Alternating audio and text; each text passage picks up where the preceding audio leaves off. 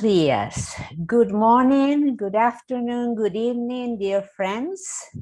You have the possibility to listen and to participate through the different channels in English, Spanish, and French. Pueden elegir los canales para participar de este seminario en los tres idiomas, inglés, francés y español. Nous avons le canal de traduction en français, en anglais, en espagnol. Merci beaucoup. Well, I welcome you, colleagues. I am very happy to receive you in this first webinar of OMEP, and I welcome you from all over the world. And I am very grateful with all the people that are actively participating in this seminar. Privatization of education is a common trend in national and global arenas, extending from pre-primary to primary, secondary, and higher education. Private education activities have become increasingly naturalized in ECCE provision in many countries. This process reinforces the enormous inequalities in access to early childhood education. The lack of clear action and investment of states has determined the development of communitarian initiatives and the expansion of for-profit programs. This results in stratification and rising inequalities in access to quality education based on the economic conditions of each family. The consequence is that for many families and children, early childhood care and education remains in practice as a privilege rather than a human right. Privatization of early childhood education is one of the main concerns of OMEP members, and that is why we took the initiative to place the issue at the center of our debates, reflections, and research.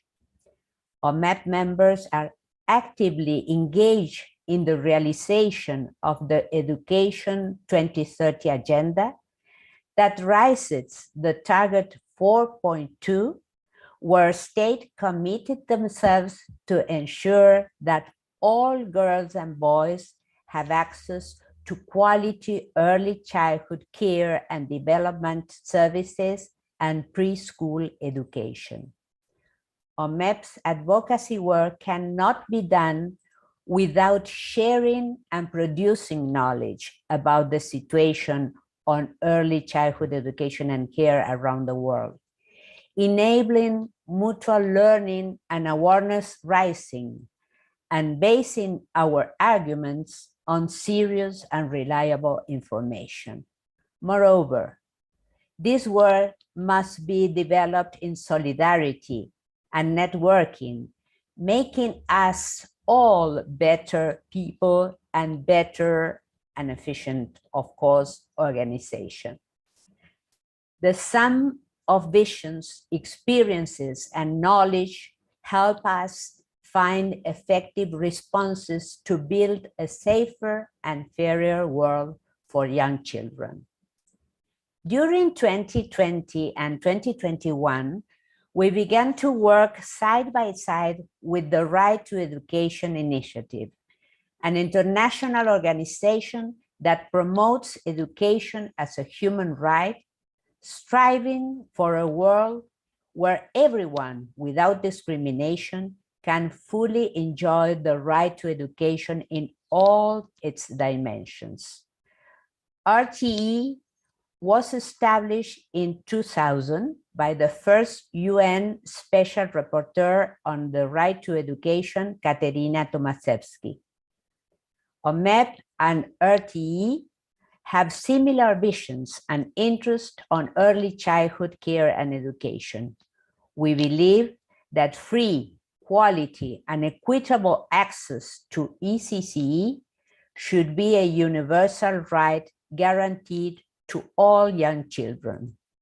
We are concerned that the involvement of the private sector in ECCE for profit will further create inequalities and discrimination in education from the first years of life.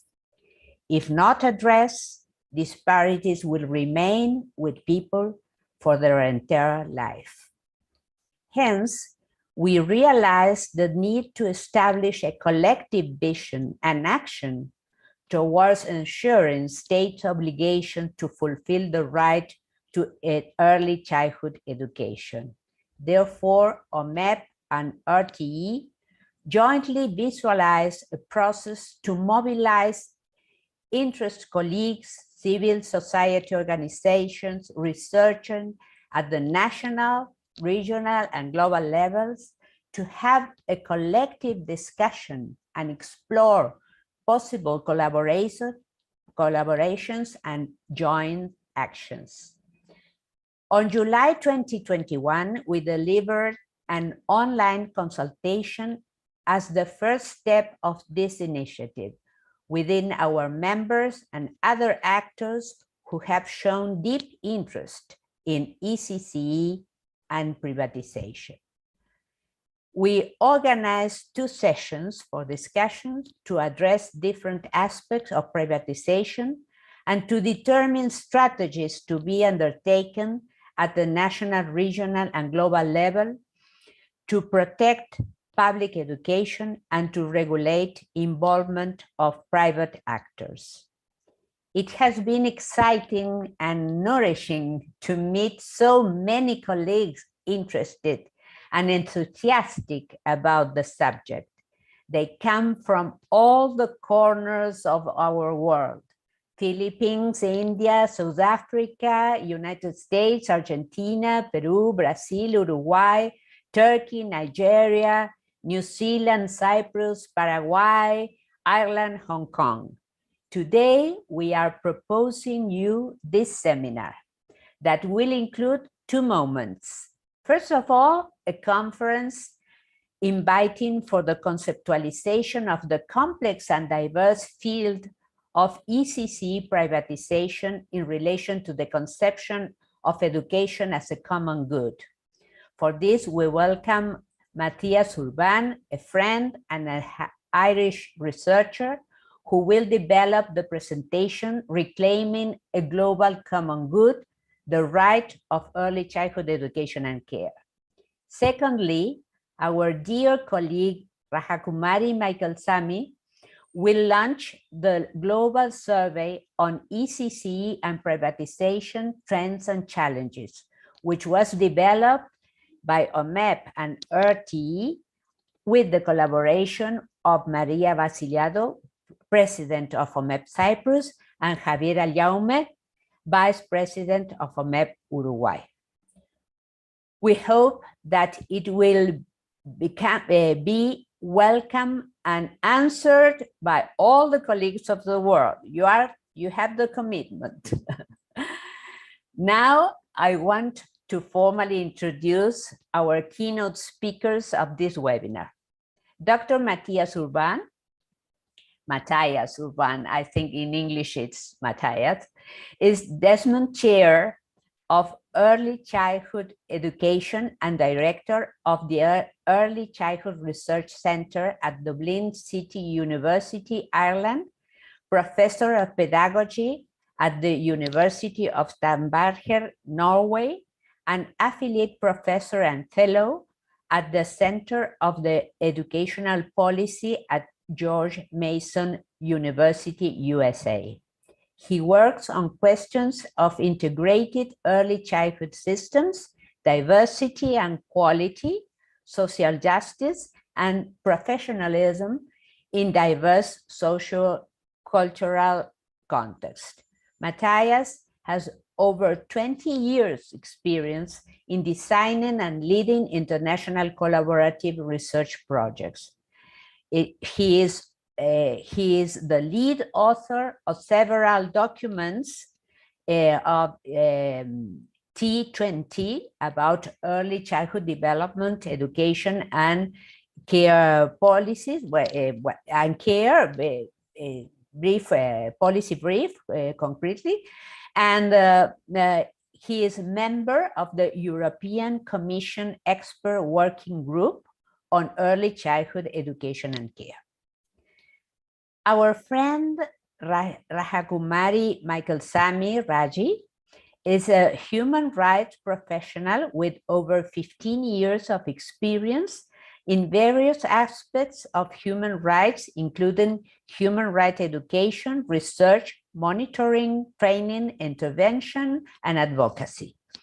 Being an ardent advocate of the right to education, she has closely worked with children and educators in India from the pre-primary to secondary level. She joined RTE in February 2021 and has previously worked with a range of national and international NGOs and organizations, including Pax Romana, IMCS, Asia Pacific, People Watch, Tamil Nadu, Indian Social Institute, Child Rights and You, and Amnesty International India. She holds a master's degree in human rights from the University of Essex and a postgraduate diploma in international human rights law from the India University. Well, you are introduced, my dear friends. Please, Mathias, you have the floor. Thank you. Mercedes, thank you so much for the invitation. And it's Mathias, you're right. You're one of the very few people who get this right. So I really appreciate this.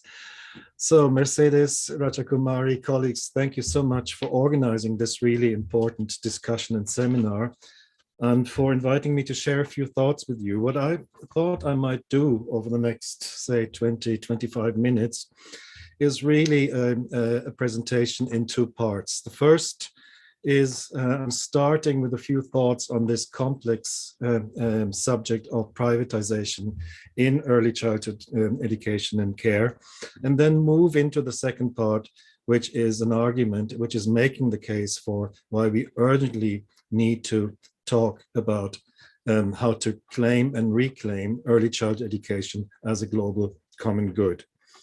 So you mentioned it in your introduction, Mercedes. International actors, looking at this from sort of the global perspective, international actors, organizations, policy forums, and they include the World Bank, the European Union, the Group of 20, the Organization for Cooperation and Economic Cooperation Development, others. They have been calling for increased private sector involvement in education for many years now. And the central argument to all this has been that countries, especially low and middle income countries, are not in a position to provide good quality public education for all. There's a big question mark coming up here already. We'll come back to this. However, in recent years, concerns are being voiced increasingly about the implications of this an increasingly prominent role of so-called non-state actors in education, some of them.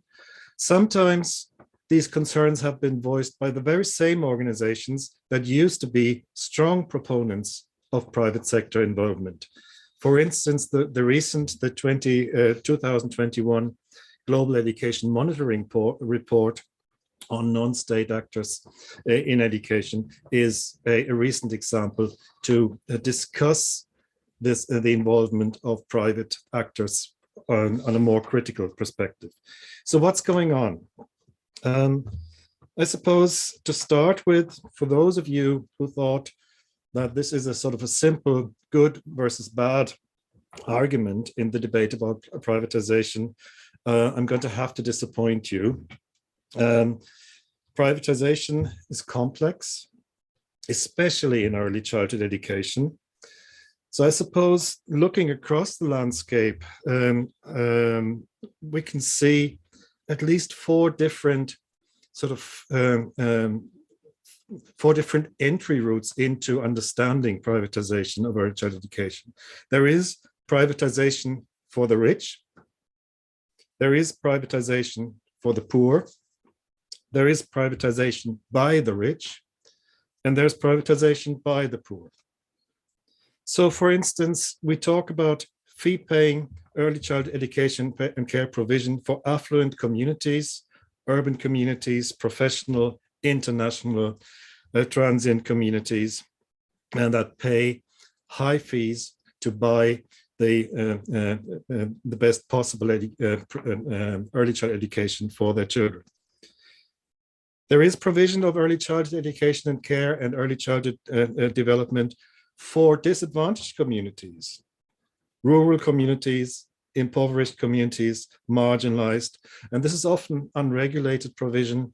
This is a provision that sort of goes under the radar of the official education systems.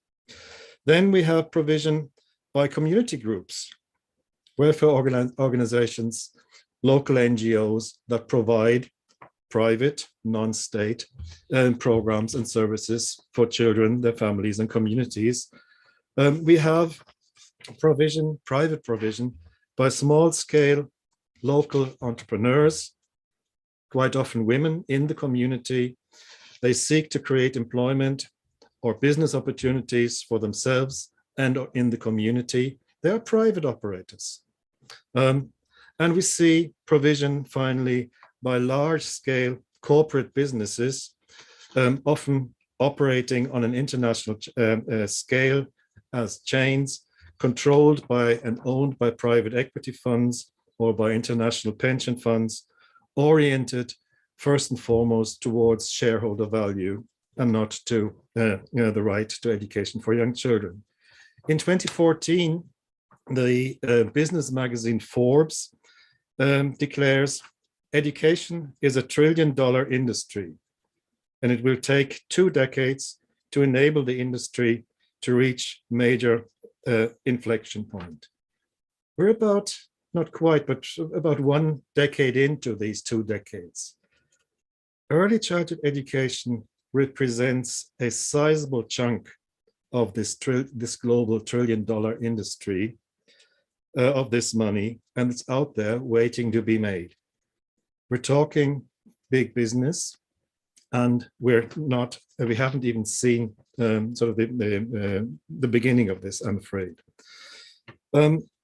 Which is, I suppose, one of the reasons that the real matter of concern, and I'm using this in the sense of Bruno Latour, the French author, the real matter of concern is not just the provision of early childhood education and care services, but the increasing privatization of education policy at national and global levels. So the policies that set the conditions and that shape education systems worldwide. And this takes several forms. For instance, the influence, taking influence by channeling, pouring philanthropy funds directly into democratic decision-making, lobbying, democratically elected decision makers, policymakers, but it takes the form of outsourcing by countries of devising education policies to philanthropic, or as I call them, philanthrocapitalist ventures. And we've seen prominent examples of this taking place around the world. For instance, by the Bill Gates Foundation, or the foundation directed by Mark Zuckerberg of Facebook. In both cases, the result is, and I'm worried about this, is a sidelining of democratic control and a silencing of multiple voices in education policymaking. For instance, expertise, and there's a lot of expertise assembled in this room, in this virtual room, expertise knowing how things work locally for and with communities is often replaced by pursuing specific agendas of these influences and their belief in specific solutions. The second matter of concern is that even if it's well intended by the influencers, quite often and quite regularly marginalized communities become the subject of the philanthropist's experiments, denying their own agency in matters of education. There is, if you want to sort of dig into this, an excellent contribution to the World of Education blog published by UNESCO on their website, written recently by Christopher Lubienski, who's the director for the Center for Evaluation and Education Policy at Indiana University. So he talks about these developments and brings some extremely worrying examples from the United States of America. But let's return to the public sphere for a moment.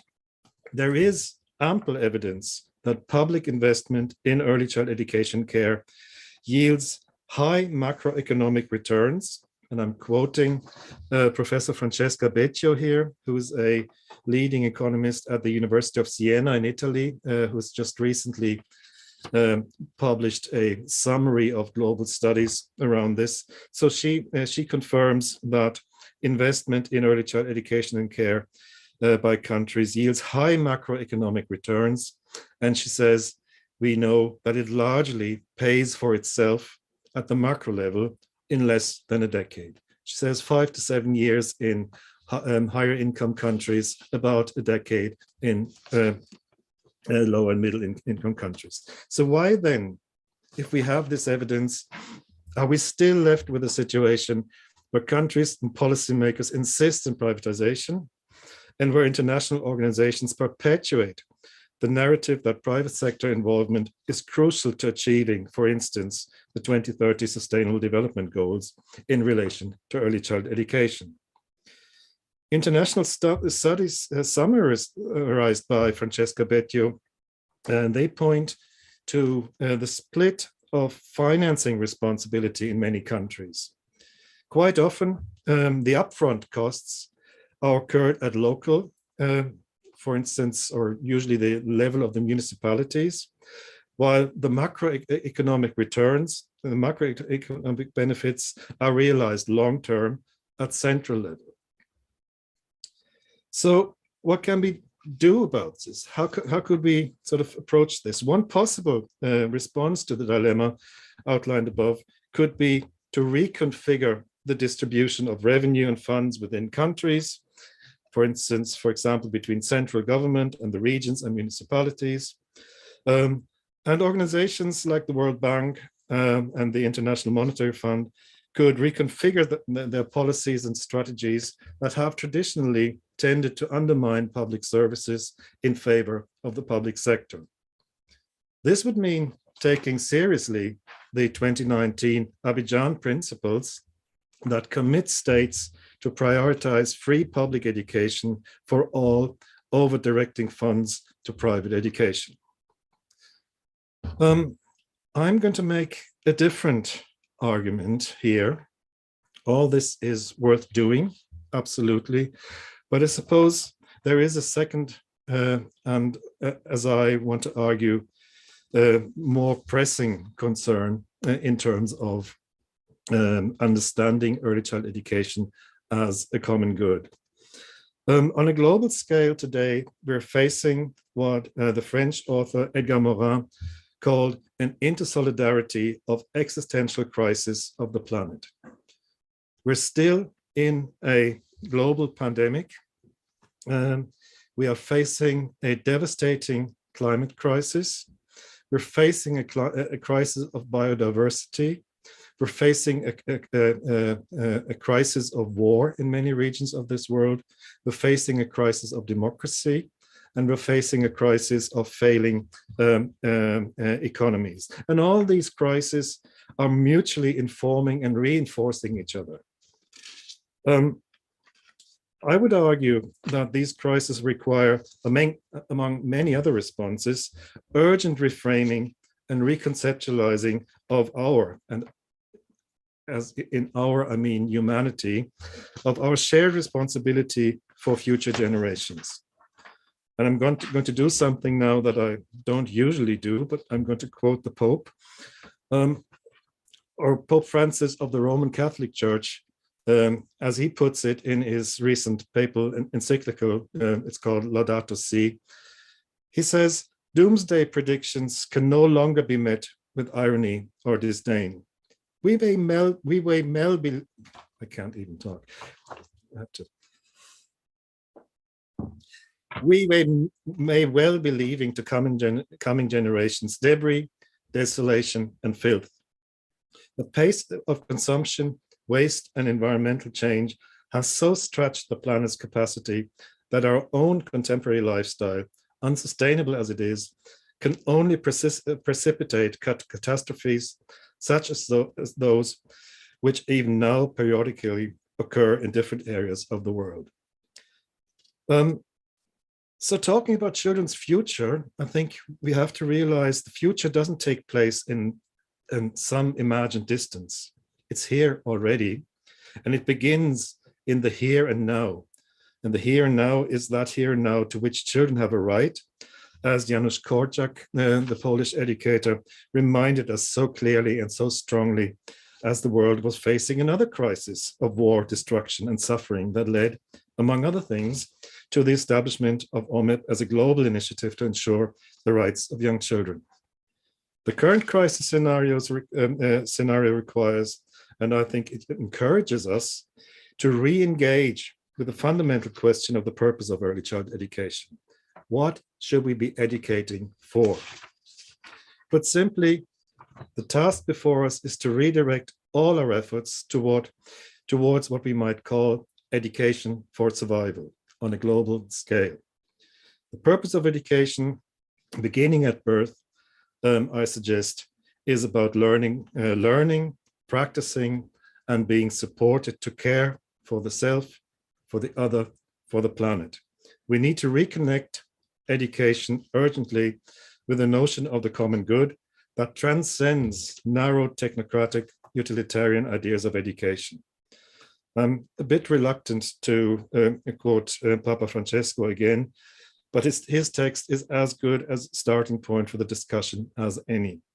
He writes, underlying the principle of the common good is respect for the human person as such, endowed with basic and inalienable rights ordered to his or her integral development. The common good calls for social peace, the stability and security provided by a certain order, which cannot be achieved without particular concern for distributive justice. Whenever this is violated, violence always ensues. Society as a whole, and the state in particular, are obliged to defend and promote the common good. He goes on to say the notion of the common good also extends to future generations. This is what we're here about. The global economic crisis have made painfully obvious the detrimental effects of disregarding our common destiny, which cannot exclude those who come after us. And I would add, who are already here. We can no longer speak of sustainable development apart from intergenerational solidarity. He goes on to sort of argue that dealing with these questions, approaching these questions, leads us into sort of a context where we have to talk about questions of purpose in a much more fundamental way. What is the purpose of life in this world? Why are we here? What is the goal of our work and all our efforts? What need does the earth have of us? Not the other way around.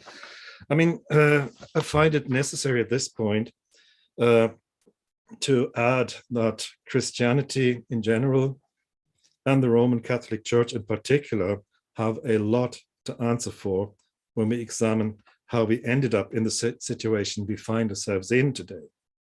So let's look at some alternatives that are there for us to consider. Among them, I would argue, is the concept of buen vivir that originates in Latin America to describe alternatives to the self-destructive Western ideas and practices of development by focusing on the good life in a much broader sense. And I'm drawing here on the work of Eduardo Gudinas of Uruguay. He's the director of the Latin American Center for Social Ecology. And I find this concept of buen vivir particularly relevant for our discussion and for a necessary new global conversation about the purpose of early child education. First, because it is a political concept. It is actively used by social movements and has been included in countries' legislation and constitutions, for example, in Ecuador and Bolivia. Second, because it is a critical reaction to the Western theories of development that underpin so much of Western theories about early childhood education. And third, because it refers to concrete alternatives, drawing from indigenous traditions, thus challenging the persistent Western Eurocentric dominance that we see in education policy. It comes, as the Cuban philosopher Pedro Sotolongo reminds us, as an idea force, which has the power of marginal notions that can eventually bring down empires. And this, nothing less, I would argue, is the task at hand for education for the common good. Thank you. Thank you. Thank you so much, Matthias. Really, I am moved with your words. We have a lot of, to think together, and thank you for taking the conception of Buen Vivir, the good life, because really it is another point of view, a very revolutionary point of view. And as you say, we have to reconfigure and in order to re-engage with early childhood education and care during this present and for the future. Thank you so much for your words. Well, if anyone wants to make some question, you have the chat. And in the meanwhile, we will go to Raji. Raji, dear friend, you have the floor. Thank you, Mercedes.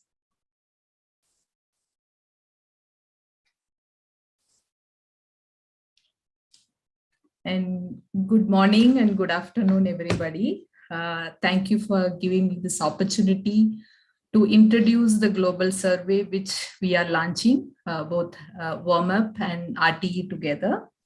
As Mercedes has briefed in her introductory talk, we have initiated this collective work in order to mobilize the relevant stakeholders and to understand the privatization trends and its implications in realizing the rights of young children.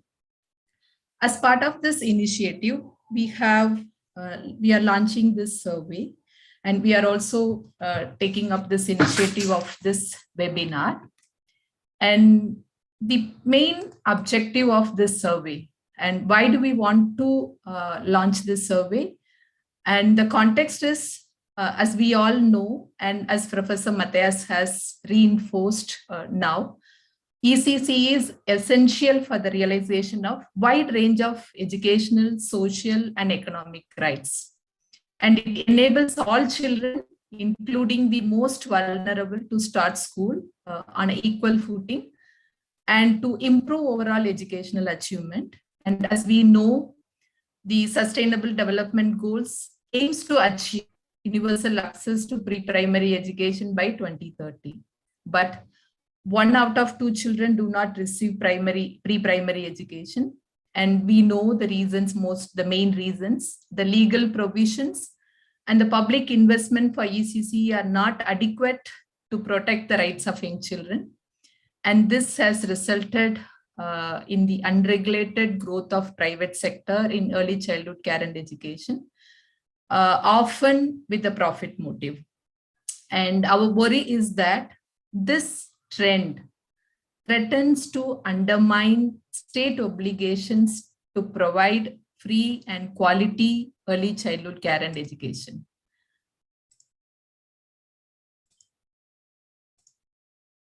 So because of this, what we thought, in order to map the trends of privatization in early childhood care and education in different countries, we thought we will do a survey.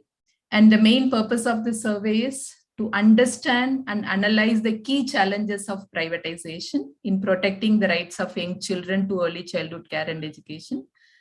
The survey also aims to gather the data that are essential to advocate for the realization of right to early childhood care and education, especially for an increased public investment, legal protection, and regulatory framework to govern private institutions.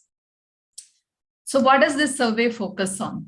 What kind of information we intend to gather? We intend to gather 4 types of information. One, we want to collect information on the legal provisions. We are not getting into detail about the legal provisions because the legal provisions and financing correlate with the growth of privatization. So it is necessary to understand the legal provisions as well. So whether pre-primary education is guaranteed in in the national law, and legal provisions, is there legal provisions at the national laws for establishment of ECCE by the private actors. So this is basic information, whether right to education is guaranteed, and within that, whether pre-primary education is guaranteed as a right. Then if that is so, we intend to collect some basic information. It's not a very detailed research, it's just a survey. So we don't go into depth, but what we aim is this survey will dictate us what kind of research we need to undertake in future. So in that context, we are collecting only very basic data. So the data about the public investment, what percentage of budget has been allocated to ECCE, and what percentage of children have been registered with public or private sector. We got to know in few countries, almost 80 to 90%, even 100% registrations of ECCE happens within the private sector. So that is the intention. We want to understand the intensity in which private sector has taken over this segment. And we are also looking forward to collect information on various researches conducted on this subject, especially in your country, so that we can, popularize those information. We can learn from different experiences. We also look into the regulatory framework and monitoring mechanisms. Whether is there a standard regulatory framework? In most countries, there is none at the moment, even some countries, they have regulatory framework. That lacks monitoring mechanisms. So we want to understand whether there are monitoring bodies established by the state authorities, and is there a regular inspection, and also whether the framework covers different domains, not just one aspect. And we also try to collect information related to the trends and challenges, especially in terms of public-private, whether there is a public-private partnership is there. In terms of curriculum, recruitment of staff, how do you see the difference between the public sector and the pattern in the public sector as well as in the private sector? So this is the kind of information we intend to collect. But like I said, we are not getting into very detail. It is just a basic, outline survey, basic survey to understand the pattern. And then later we will develop researches. So what do we do with this data? This is more important, the follow-up action that what we intend to do together with all of you. So there are 3 main areas we are envisaging at the moment, but based on the survey reports, we could think of other options as well.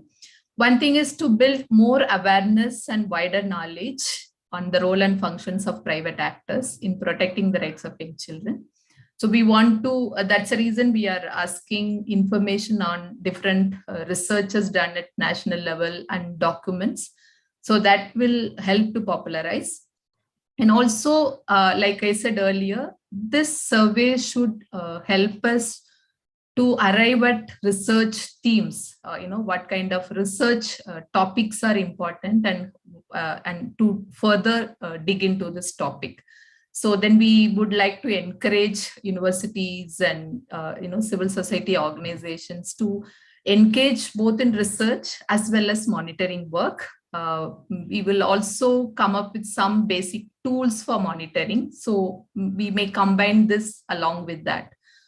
And the final and the important one is it's a collective advocacy strategy, evolving a collective advocacy strategy, and some global actions. There were suggestions came from the people themselves who are part of this network to launch some campaigns, especially towards demanding increased public investment on ECCE. So, but based on the survey results, we will decide in which direction we will take this forward.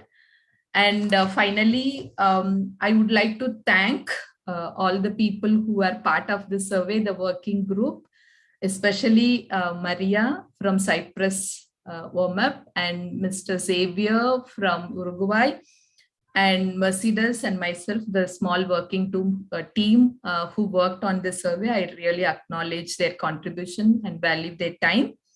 And we will share the survey link along with supportive documents because we are providing some explanation and definitions to the different terminologies that have been used in the survey. So we will share the detailed survey format through email by early next week.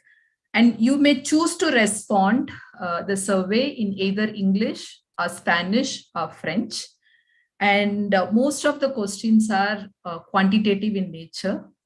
It doesn't ask you to do more of a descriptive information. At the same time, we have very few questions, just 2 or 3 qualitative questions. And we really look forward to your support and kindly take some time to respond to this survey. And if you have any queries at any point, you can reach out either the OMEP team or the RTE team. Thank you.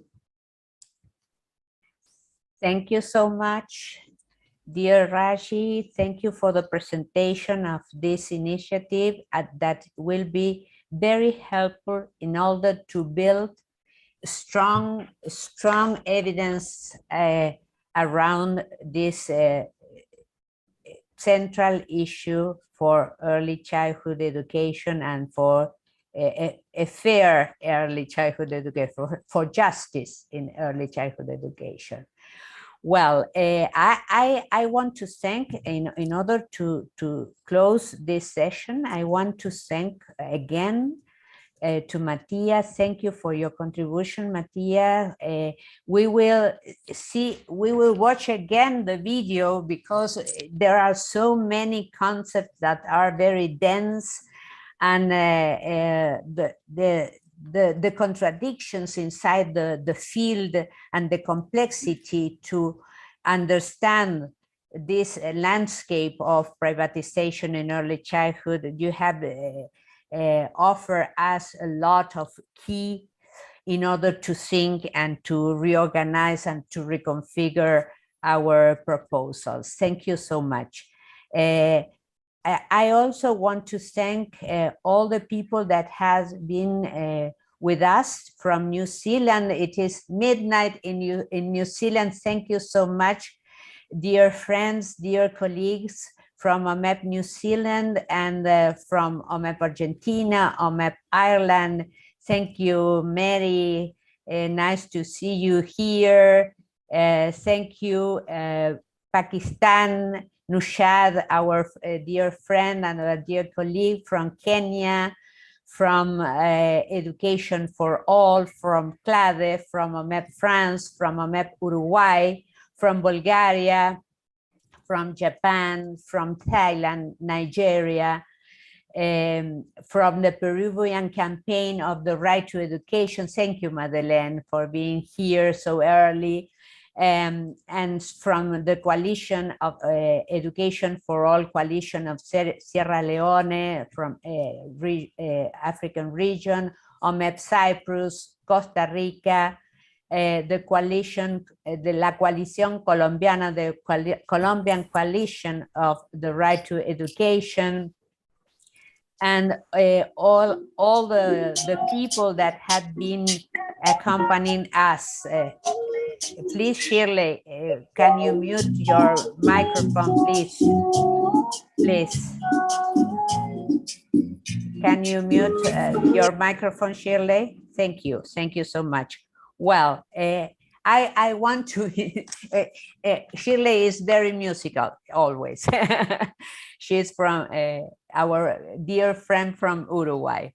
Well, in April 20, we will hold a new roundtable through a webinar, of course. And the roundtable will be about the Abidjan principles, about the right to education and privatization. And it is very nice to know that we have the translation in Spanish. This session will be in Spanish and in Portuguese for the Latin American region. And we will continue with another webinar, number 6, with the team of the GEM report that has delivered this year the non-state actors report.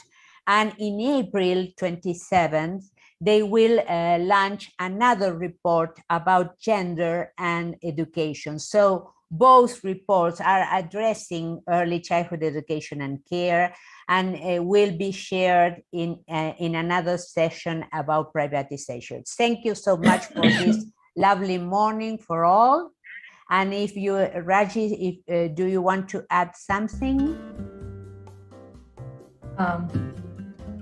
Thank you, Mercedes. I just want to thank Professor Mathias for his thought-provoking insights on the need to re-engage on the fundamental purpose of early childhood care and education, and to reconnect with the notion of common good. And also thanks for that wonderful example, which is inviting us to go back to our roots, our indigenous cultures, and rebuilding our whole education from there. Thank you so much, and thanks to everyone who are part of this webinar. Thank you. Bye-bye to all. We can see each other. We can open the microphone if you want to wave. Thank you so much. Thank you, Matia. Thank you, everybody. Thank you, Mercedes.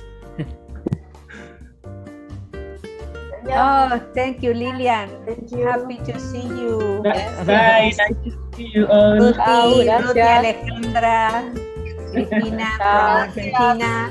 Bye. Thank you so much. Bye. Bye. Muchas gracias. Maravilloso espacio. Gracias a todas, María. Gracias, Sonia from Paraguay. Guadalupe from Mexico. Thank you, Lisbeth. Lisbeth. Merci, Daniel.